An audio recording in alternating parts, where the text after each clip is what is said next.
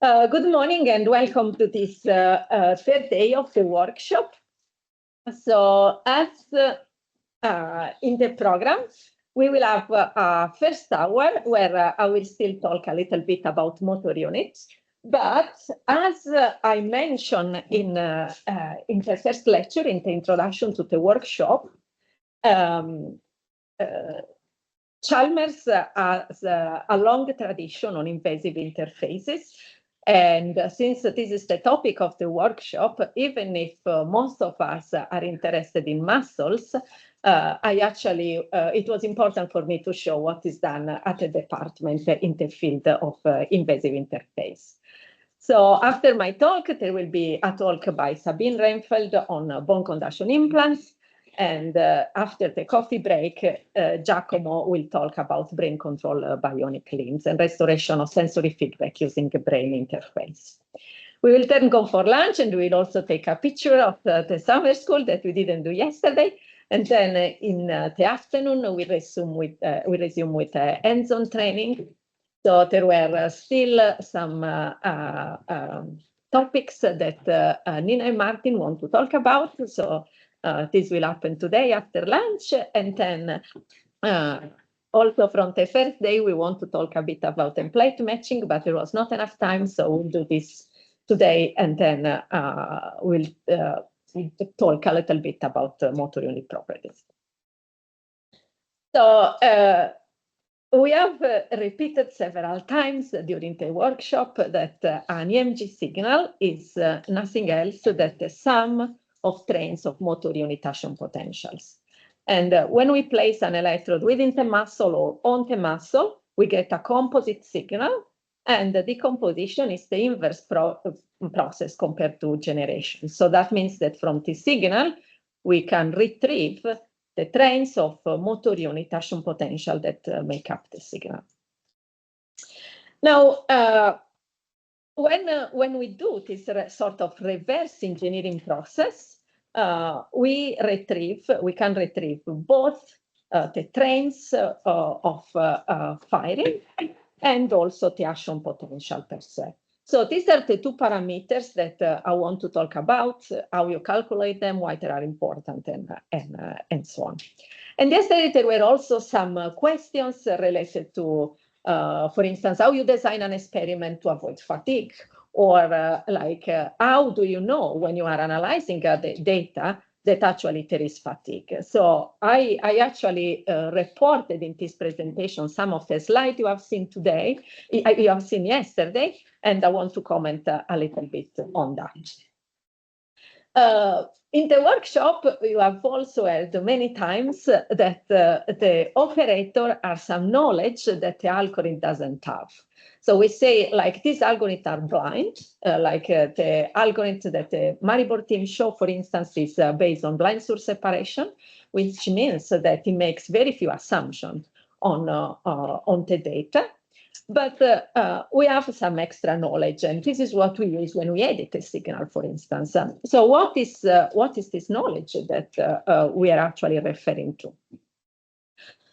We know the protocol, but also, even if in this workshop we have talked a lot about motor unit, we cannot, or we don't, we have to take into account that there is a lot of information that we can retrieve from the raw signal.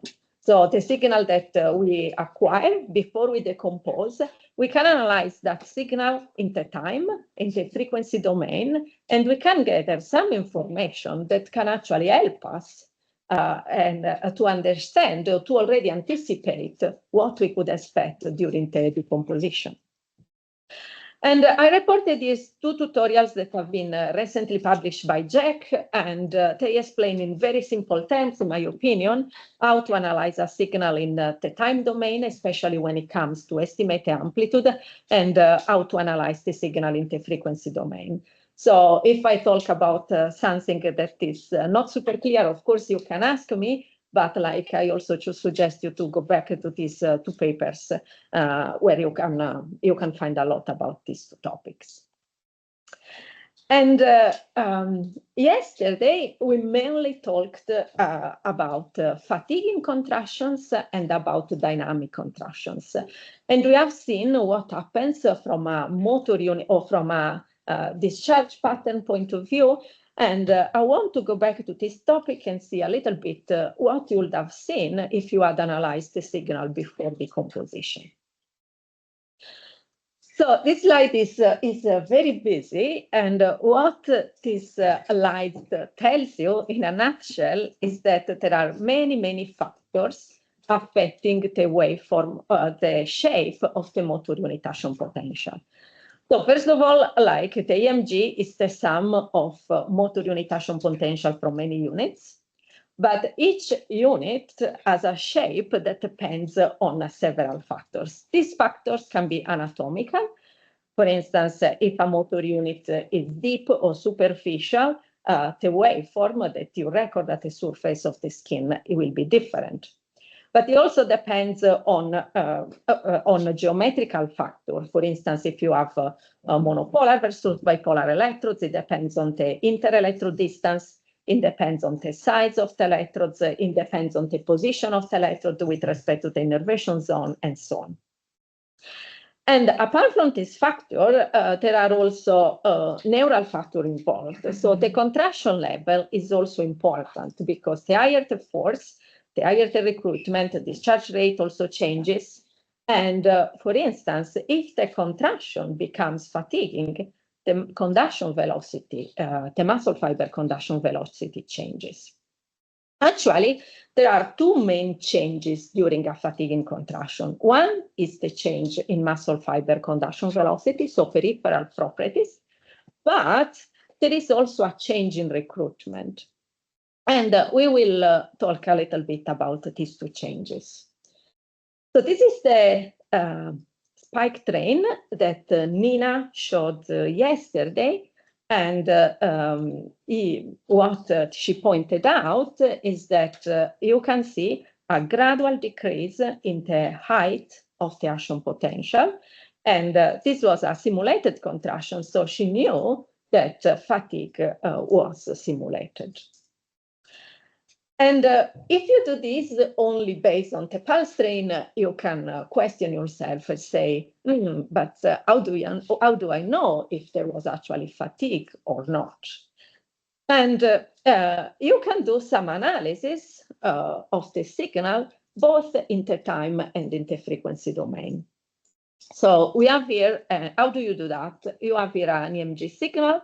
It has a certain duration, L. And you can segment it into different epochs, in this case, n epochs. And then you can calculate some parameters in the time domain. So for instance, you can calculate the amplitude of the signal, and you could do that using the average rectified value. So what is that? So you see here that you have a signal that is positive and negative. And if you want to understand or to get a measure, an estimation of the amplitude, what you can do, you can rectify the signal. So you take the absolute value. In this case, the negative part becomes positive, and then you calculate an average of the amplitude. You can also calculate the conduction velocity, so how fast the signal travels throughout the muscle fibers.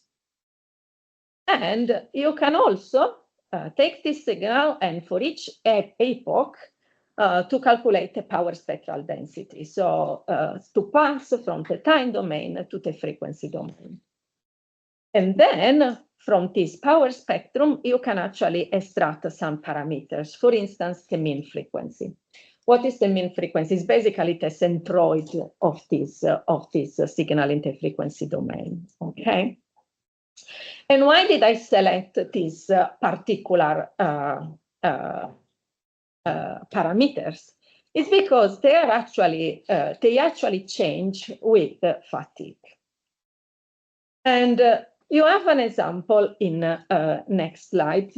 So this is a bit crowded, but we will examine one trace at a time. So what you have here, you have 4 participants into different studies, And what is common between these two experiments is that they were asked to hold a contraction at a certain force level that was quite high, 70% for the experiment on the left side and 60% for the experiment on the right side. Now, basically, the task was to hold this contraction at a force level, torque level that was supposed to remain constant. So we don't have this measure for the study on the left, but for the study on the right, you can see that the average torque has been estimated over time in different epochs of the signal, and these two people were actually able to hold a contraction that was quite steady. Now, we have said that with fatigue, very likely you expect that fatigue develops because this contraction level is quite high, and therefore you expect some sort of level of fatigue. And we have said that this comes with a change in conduction velocity. So if you actually plot the conduction velocity in each epoch, you actually see that in the first case, it doesn't change much. In the second case, decreases, and it decreases also in this case and that case. Okay. Now, you see that there are here some error bars, and here there are not, and this is because the study on the left was actually a repeatability study, which means that the people came in 3 days, if I'm not wrong, and they repeat the same experiment. So the value that you have here are averages and error bar across days. Why?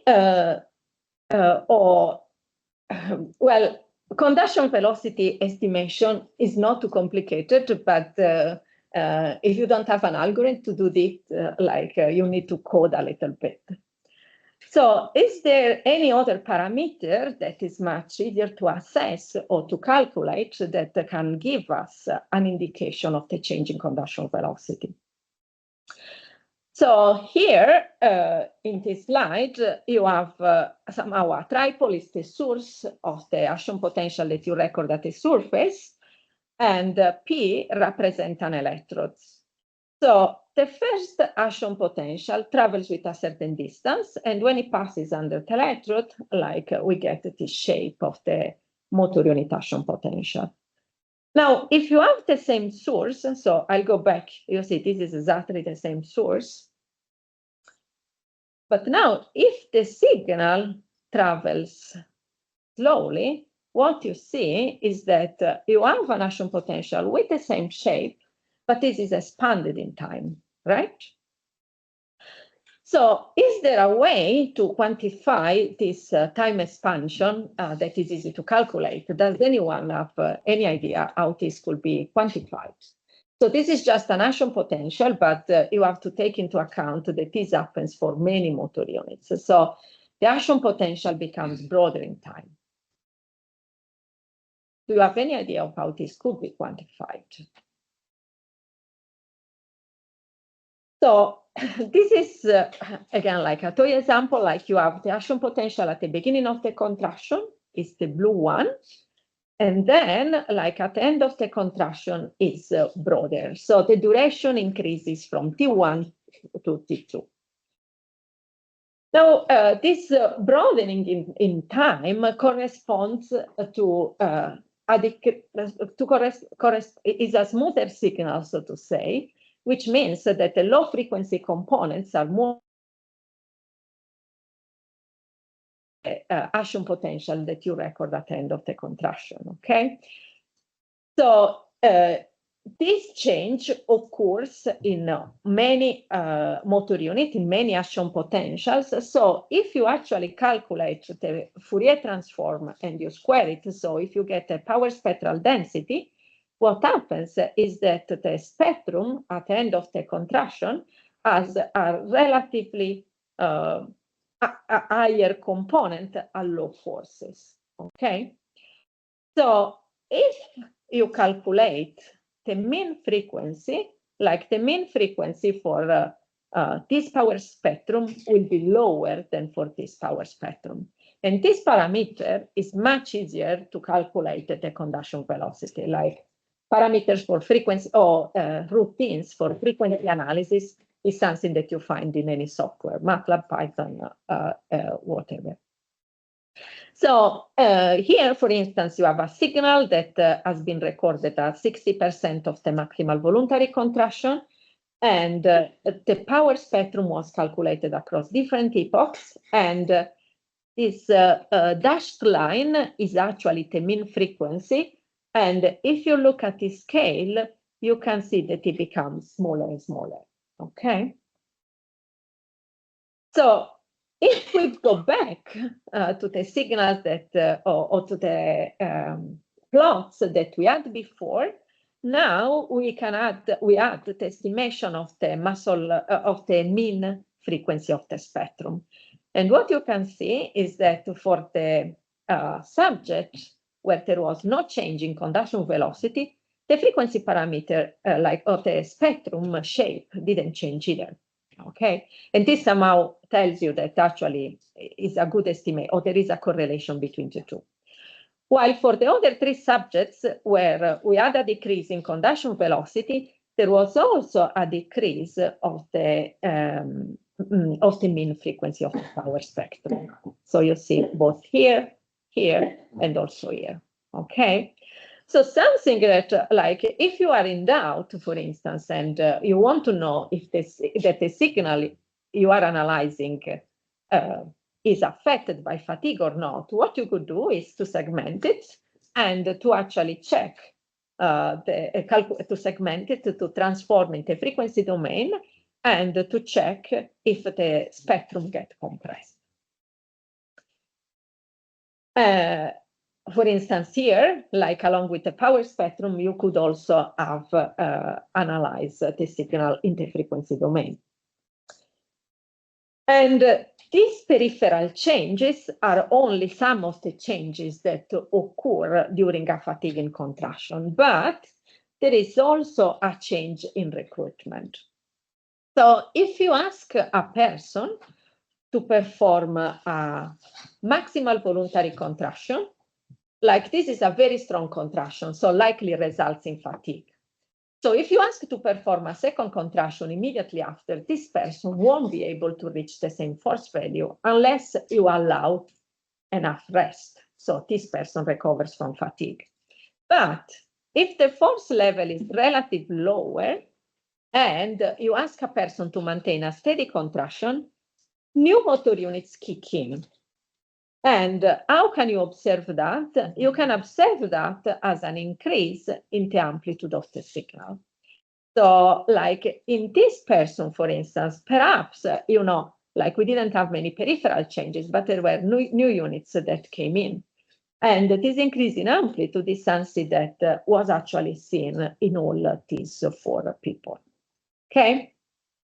Does it make sense? Do you have any questions about that? So if we summarize, so if fatigue increase, we see a decrease in conduction velocity that is reflected in a compression of the spectrum, and we also see an increase in the amplitude of the signal. Now, is there anything else interesting that, so this is something that somehow you can expect when you are analyzing your signal. If you have a high force level, very likely there will be fatigue, and it's something that you can verify. So there are a few more considerations about this figure. So you can also see that there is some variability. For instance, in the first subject, like you didn't have much change in conduction velocity. So very likely, like the shape of action potential didn't change much. So this somehow replies also to the question that was asked yesterday. So how can you prevent muscle fatigue? So here you can actually see that there is a difference between different subjects. So it's always, there is some variability. So it's always something that you have to test. For instance, you could test it before, like during the planning phase of the experiment. So how short should the repetition be in order not to have much fatigue? So in order to be able to have a motor unit action potential with similar shape, or if because of the question you want to reply, you actually want to have a sustained contraction, you can always check afterwards whether there was fatigue or not. And also one more question here that I have for you, like in these three plots, we have young subjects in this plot, this plot, this plot, while here was an elderly subject. And what can you notice, for instance, if you compare these two in terms of changes of conduction velocity and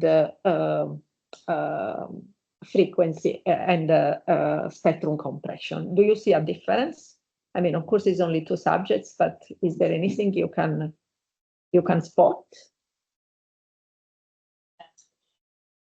It's more pronounced in the young subjects, correct? As if the old subject fatigued less. And can you guess why? In which muscle fibers old people lose? I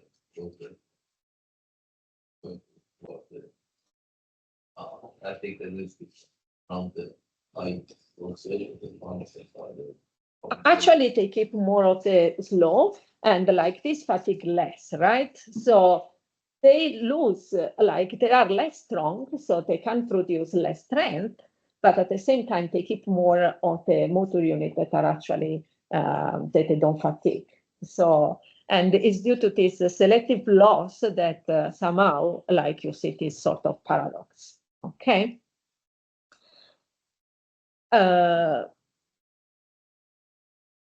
Okay, if the title is wrong, like another thing we talked about yesterday was about dynamic contractions.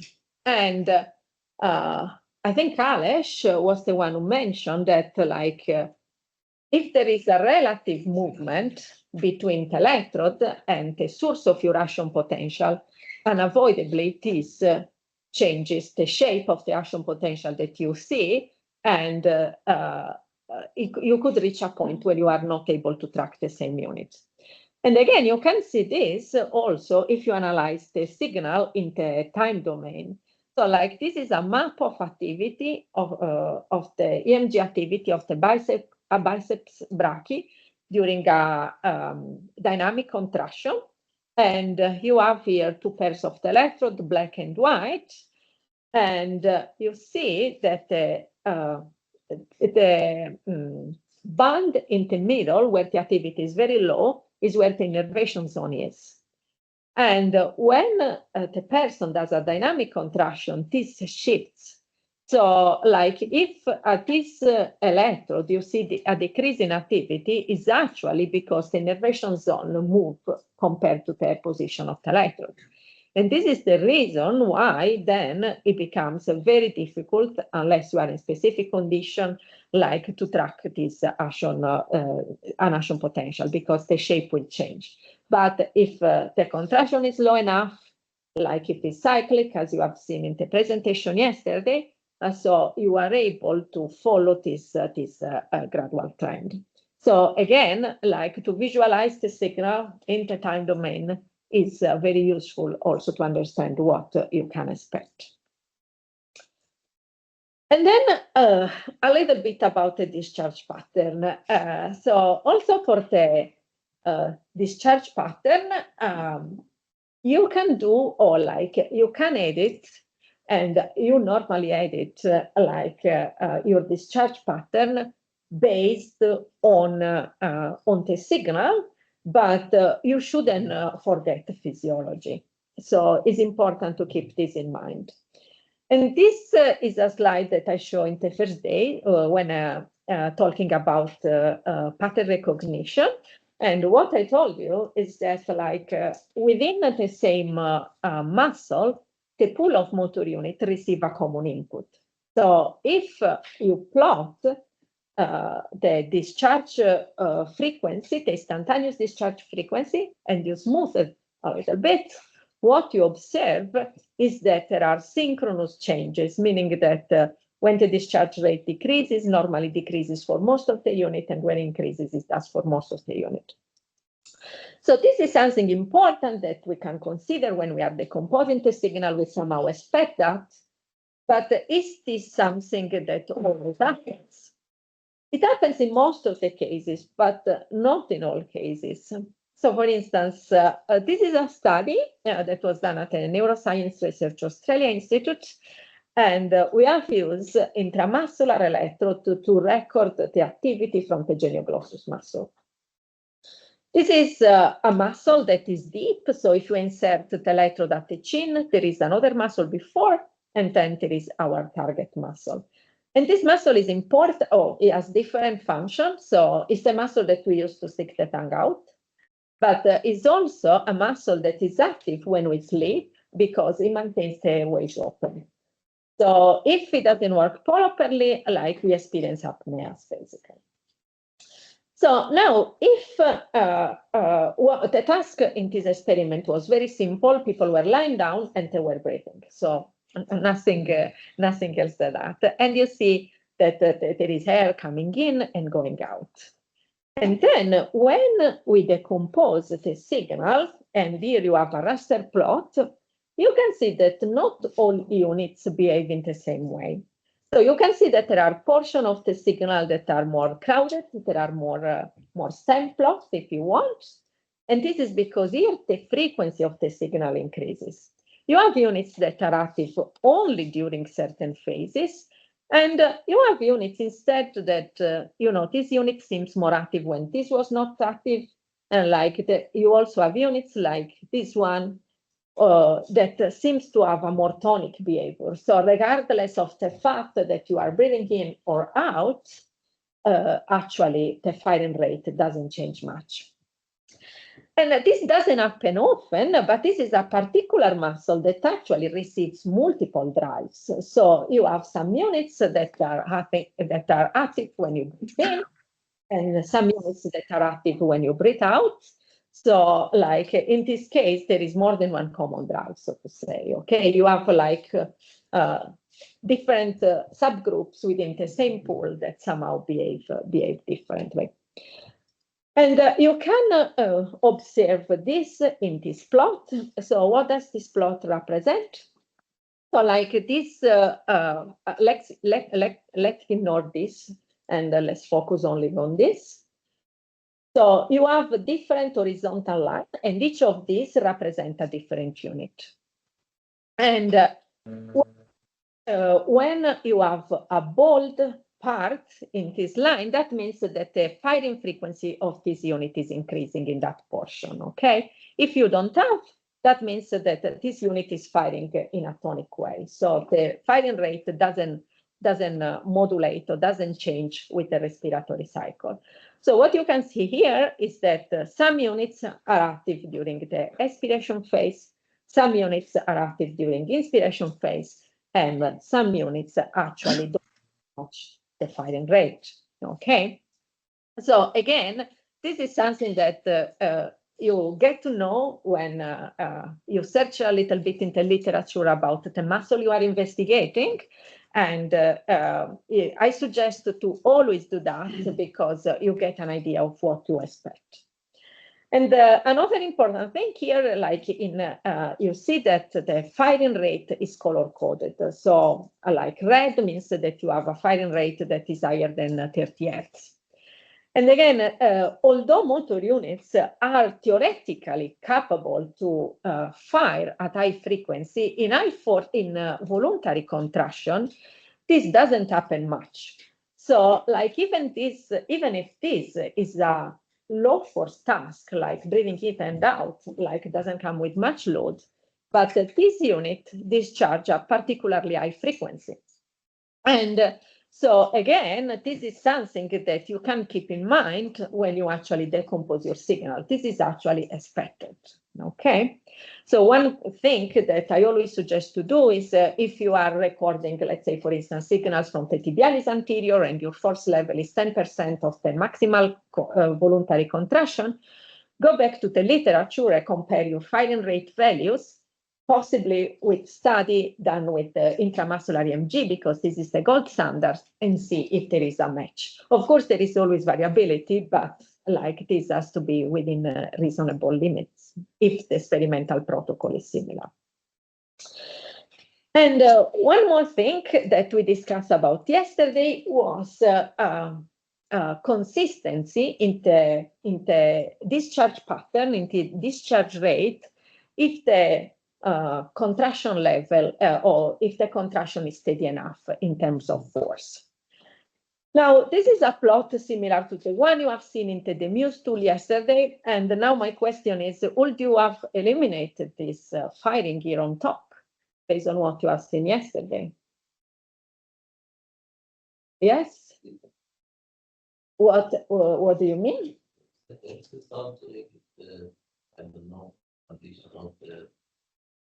Is a healthy subject, and the force level was pretty constant, like was a contraction at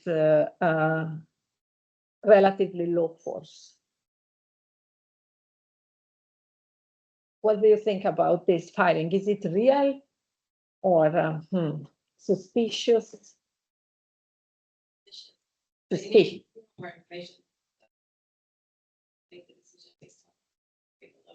So what would you have made based your decision on? Correlation, how much background activity is there? The signal to noise ratio, all of that stuff. We don't think anything else about it. Yeah. So, is there anything else specific that you notice in this signal occurring after this discharge at high frequency? Yeah.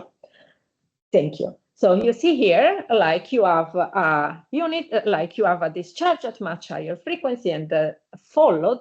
Now it's difficult, it's so close that it's difficult to see the temporal, but I can tell you that this is a discharge and this is the subsequent discharge. So you have a sudden increase and then a sudden decrease, okay? And when we actually decompose the same signals, Alesh and I decomposed them manually. This was intramuscular EMG, so it's gold standard if you spend enough time. And when I say enough, I mean a lot of time.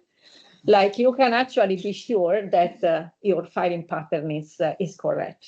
And Alesh did blindly with the Muse, and then we calculate how much our results agree. And like you see here, that the agreement was pretty high, but was not 100%. And when did we have a disagreement? We had a disagreement in case like this. So this is actually what is called a doublet. So normally, like when you have a steady contraction, like you have a discharge rate, or the instantaneous discharge rate is pretty constant. But it can also be that one unit has another discharge immediately after, at very, very short time interval. And what happens after that is that then the next discharge will occur a bit later. So you know that actually this pattern, sudden increase and followed by a decrease, is something that physiologically happens. Now in healthies, like if the contraction is steady, you don't see many doublets. You see very discharges close to each other at the beginning of the contraction, for instance, but it happens in some pathological conditions, like to see doublets more often. So again, this is something that if you don't know, you tend to discard this signal, also think it's a mistake, but it's something that can actually happen in this physiological.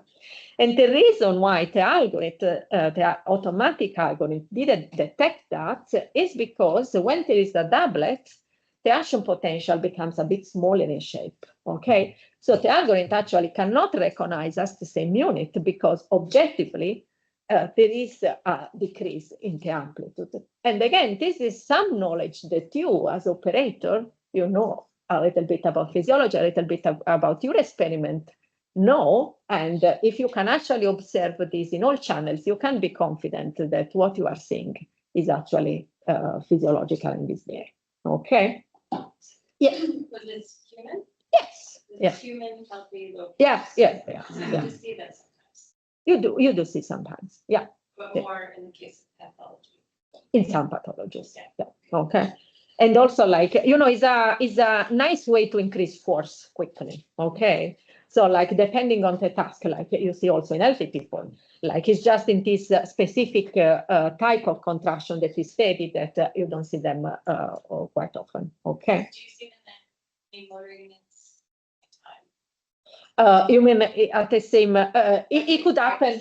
It could happen, but like in this case, for instance, out of like the number of firing pattern with doublets were few. Yeah. Okay. So they don't synchronize across. And not necessary. It could be with some, but not necessary. Like, and in all signals I process in healthy subjects, it happens rarely. It happens, but quite rarely. Okay.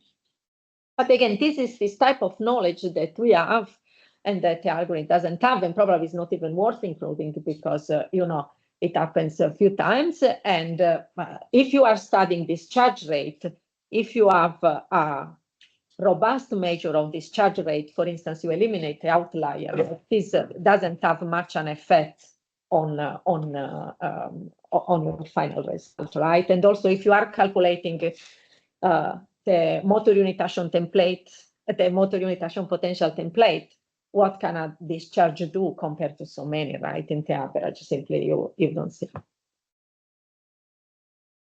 And I took this slide from Alex's presentation again, like when we talked about what to expect, we need to be ready to accept that, of course, in pathological conditions, what we observe may be very different from healthy subjects. And Alex reported about some signals he got from different populations, and here I would like to actually focus on this data recorded from pathological tremor. So essentially, I was somehow involved in some of these experiments. So what I know is that these were patients who had tremor at the wrist, and this was mainly flexion extension tremor. So signals were recorded from the flexor and the sensor group, and signal like the ROI-MG may look like that. Okay, this is just an example from a patient. And then, like, if you decompose the signal, what you see is that compared to, you know, even if you ask people to hold a steady contraction, actually there will be some involuntary flexion oscillations of the hand. So you have bursts of activity that are somehow synchronized. Okay. Then what you can do, you can actually sum these discharges and obtain what is called like the cumulative spike train. And if you low pass filter this, you actually see a signal that oscillates. This is a neural signal, it's about the drive that a muscle receives, and you can see that this correlates very well with the movement of the hand. So something, you know, based on this discharge pattern, you could have concluded, this is not what I used to see. But then, like what you see, you can actually notice that correlates very well with what you observe in patients, because you actually have these oscillations. So it's something that is at least compatible with what we observe. And it's very important, like this is a population analysis, and if in this case, like different from the analysis based on discharge rate, is very important to be accurate in the detection of your firing pattern. And one thing that I also, sorry, this was not supposed to be seen yet, but one thing that I also want to point out is that when you have multiple motor units recorded at the same time, you somehow see a population effect.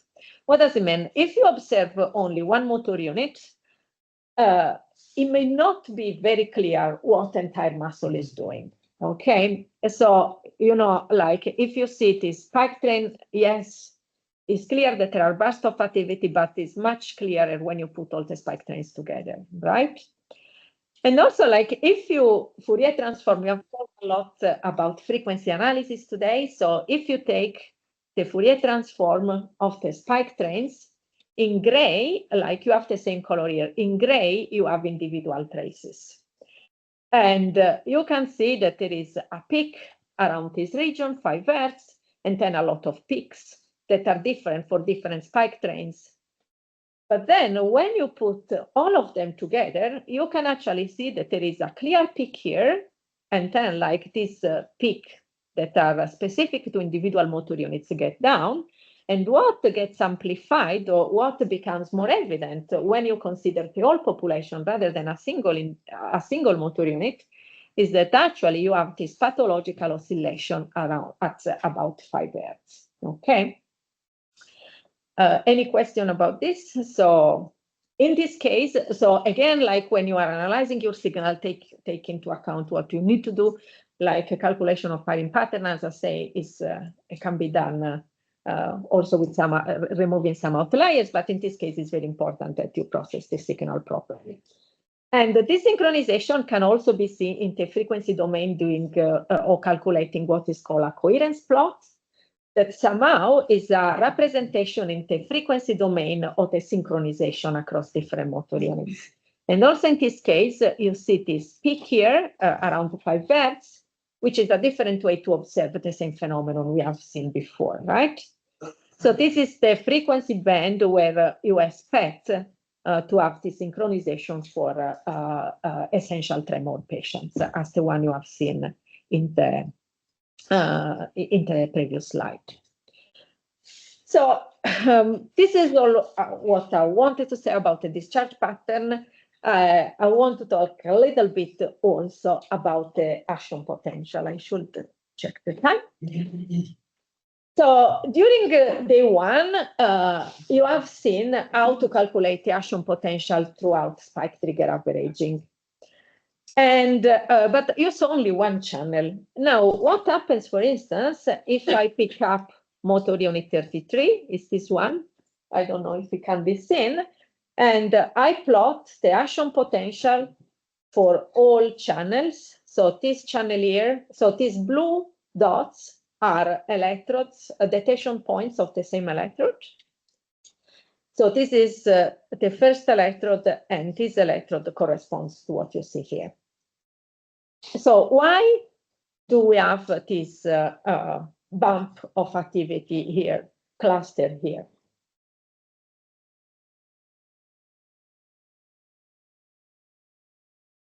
Yeah, and basically, what is a motor unit?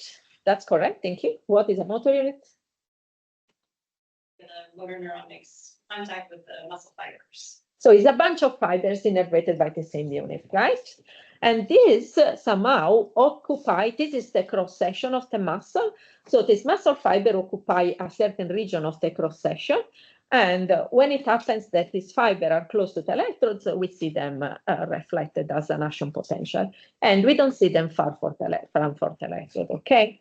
So for instance, if instead, like we consider this other action potential that indicated with the blue arrow, you see that this territory moves a little bit towards this direction, because this is actually spatially located in a region that is beside the one we considered before.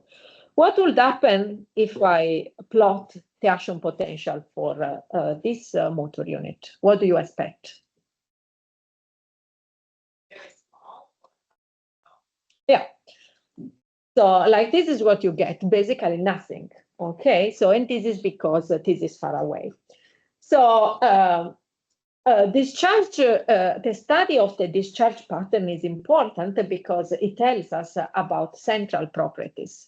It tells us about recruitment, it tells us about discharge rate, and these are the two variables that our central nervous system uses to grade force. But in some cases, you may be interested also in the action potential, for instance, because you want to understand where a motor unit is located, how big is the territory, and this is a possible type of analysis where you actually need the template. And here again, I went back to 3 of the slides that, let's see how much time I have, 3 of the slides that Nina showed yesterday and say, if you have a strange shape, one of the conditions, if you have a strange shape and these other conditions are verified, then delete the motor unit. And he said, that one, I don't like much the shape, but she liked the shape of this one. And then I asked, but how can you describe that? What do you like in the shape and what you don't? So we will talk a little bit about this in the hands-on session today, but in these few minutes that I have left, the message that I want to convey is that this shape depends on several factors. And one of these is the number of spikes that you use in the calculation.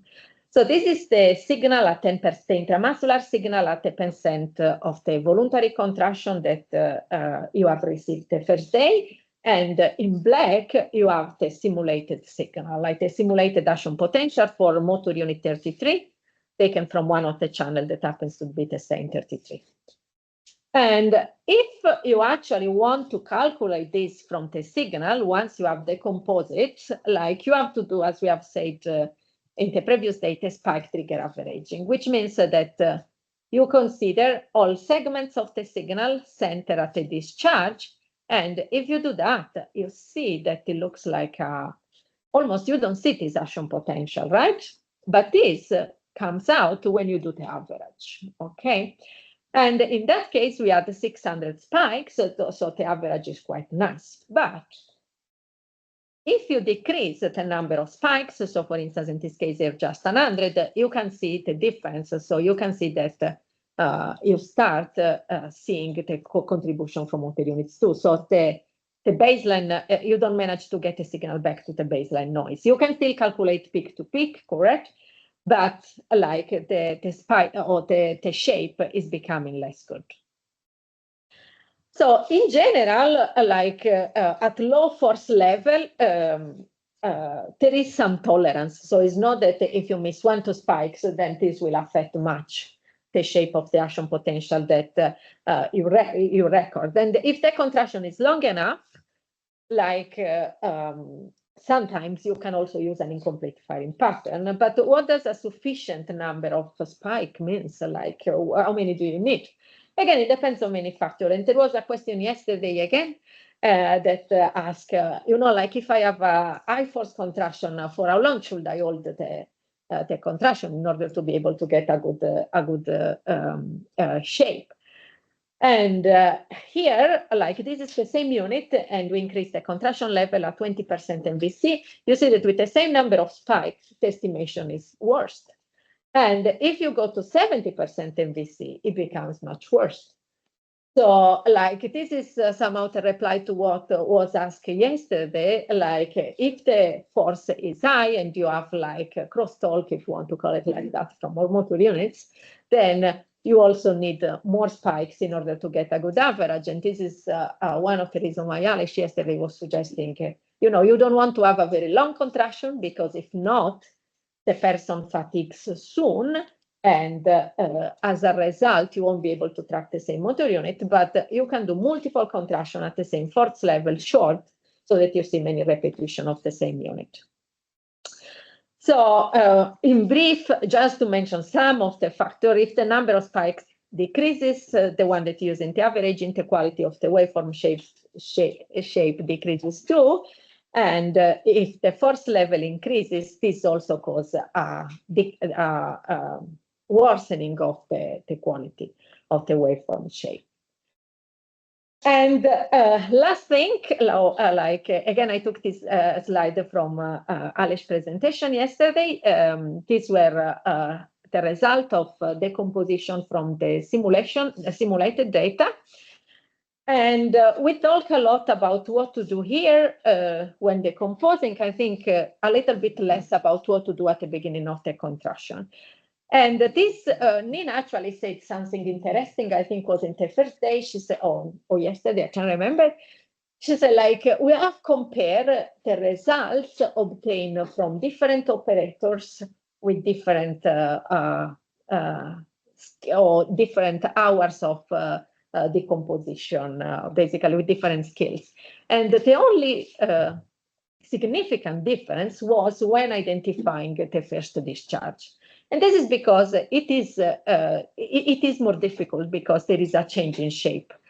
So should you put this effort or not? Again, it depends on what you want to do. So if you want to calculate the recruitment threshold, of course, this is very important.